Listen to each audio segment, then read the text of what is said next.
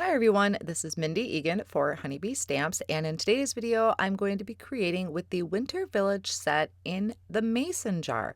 Now, I guess I shouldn't say I'm making a winter village because I only have one house. It's not really a village. But I am using the Winter Village die set. So that's where all of these pieces came from. And I sped this up quite a bit because this portion is mainly just gluing all of these pieces. I went through my scraps of cardstock, which this is a great way to use up your scraps because these houses and these pieces are pretty tiny.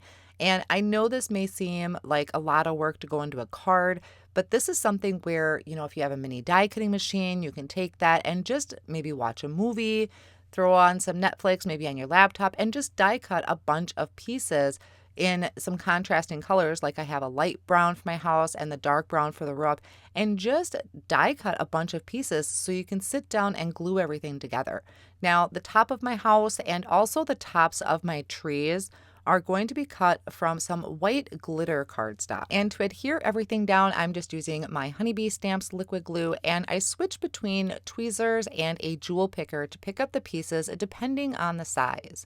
Now, I have this adorable little house, but I'm adding little bits of scrap yellow cardstock behind the windows so it looks like there's a light on in the house. And then here are the trees where I just added little dabs of glue to the very top to glue on that glistening snow on the top of the tree. For the other piece of my card that's going to go on the mason jar, I have these foliage pieces, and these are die cut from the lovely layering Pinecone set. They were just the perfect size to fit at the bottom of my mason jar, and I'm spritzing on them some iridescent shimmer spray, and then I'm going to just carefully pick them up and place them on a paper towel to dry. So for my mason jar, I have the main piece that I'm going to die cut from a light blue cardstock, and then the bottom of it I'm die cutting from a matte gold. So you can see on the right that I have everything kind of laid out, just getting an idea where I want everything, but I needed to ground my house. So I die cut that mason jar again from white cardstock, and then I'm just trimming with my scissors to create a little snowy hill. So I'm going to go ahead and attach that to my light blue cardstock. You can see I have this beautiful pattern paper that I picked out that my mason jar is going to go on top of. I think this is a freebie pack that comes in when you place an order. I believe that's where it came from, but there are some gorgeous papers that Honeybee Stamps offers. Now, something I should have did before I added my snowdrift was a little bit of ink blending. This was kind of an afterthought. I wanted to just add a little bit more contrast to this so it wasn't such a plain light blue. So I started out with Salty Ocean, and I ink blended at the top and then around the edges so that I have this highlight area in the center. Then I came in with Blueprint Sketch, doing the same thing but just not going in as far, and then finishing it off with Chipped Sapphire to add a little bit more interest and really give this kind of that rustic, wintry feeling.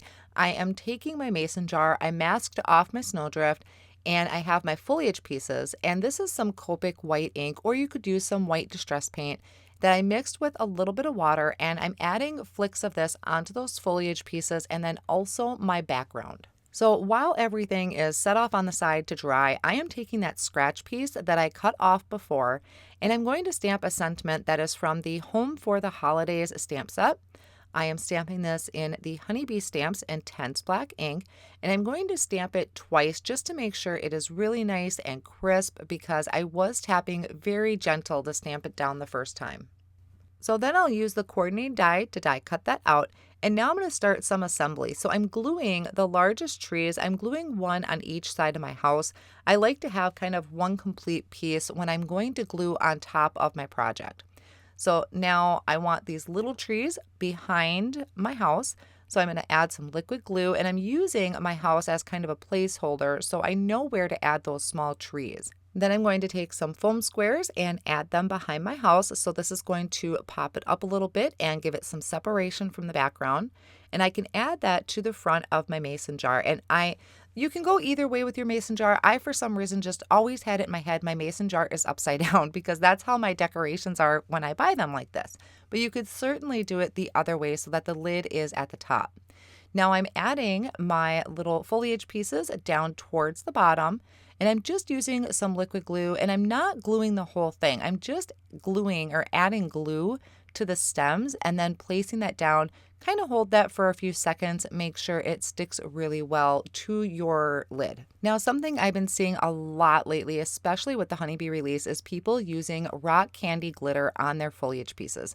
So I'm going to take some Distress Collage Medium and I'm adding that just here and there to my foliage, and it's actually kind of chunky. I'm purposely making sure that there are larger chunks of this glue, and then I'm going to sprinkle on with a small spoon, which let me tell you, this small spoon is awesome for sprinkling on glitter.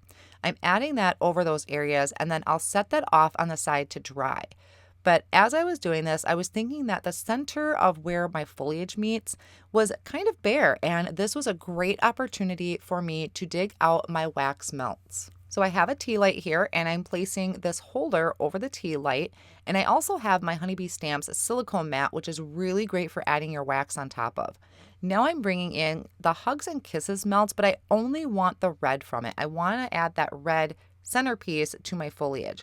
I'm going to place about 4 of them in that spoon, and then I super sped this up because I thought it was really cool to watch those wax melt in the spoon. Now don't touch the metal, only touch that black handle because this gets super, super hot. I'm going to take my craft pick and I'm just going to stir that up once everything is melted. And then I'm going to take my spoon and I'm going to carefully pour this onto that silicone mat. Now I'll be showing here in just a minute how to clean off your spoon, but I did wipe off my craft pick with a paper towel. So I'm carefully just letting that wax pour onto my silicone mat. And then I'm going to take my wax stamper. Now this is in a heart shape, or it has a heart on it, but there are some really nice Christmas ones that Honeybee Stamps offers. So I just place that on top and I'm going to let that sit. Then I'm taking my paper towel and I'm carefully wiping out that wax that was still hot in my spoon. Just be sure to not touch that spoon because it will burn you. So while I'm waiting for that to set, I guess you could say, I added some foam tape behind my mason jar and added that to the front of my pattern paper. I also took some liquid glue, added it behind my sentiment that I layered up with about 3 other pieces of cardstock to add dimension. Now, it really does not take that long for this wax to cool. I was able to pick this right up. My wax stamper is perfectly clean, and I just kind of bent up my silicone mat a little bit to let this release from there. It comes off super, super easy. I added some of that Distress Collage Medium behind my wax piece and then added that to the center of my foliage. And now here is a closer look at all the detail that went into that. So I really love all that glitter on the foliage. And like I said, as far as die cutting those houses, that's something you can sit and do just while watching a movie and maybe create a few of them. Now, one thing I really wanted to try is I have this like gold deco color pen. This reminds me of pens that I used to use in school. They were metallic, they smelled funny, but I've seen people using these on top of their wax melts. So I colored my heart in gold with that deco color pen, and I thought that looked super cool.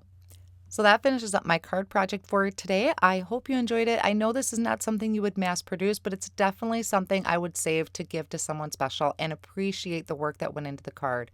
I hope you enjoyed it. Thanks so much for watching. I'll see you soon.